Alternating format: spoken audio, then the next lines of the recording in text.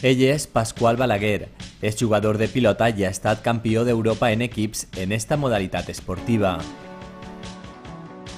Este altre és Salvador Bolea, campió del món en tir al colom, a més de molt bones classificacions en diferents campionats d'Espanya i d'Europa. En total, 14 esportistes com ells han estat considerats al nostre municipi com els millors a l'hora de participar en competicions d'alt nivell.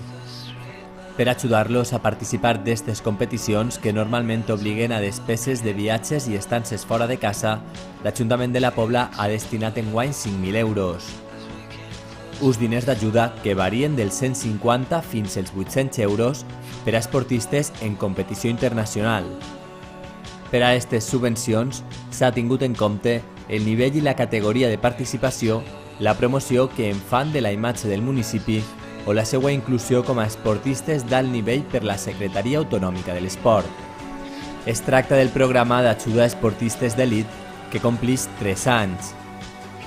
Durant aquest temps s'han beneficiat més de 30 esportistes que tant individualment com a través dels clubs participen d'aquest tipus d'activitats. Entre els esportistes més destacats que han rebut este any les ajudes, Salvador Bolea com a campió del món en tir,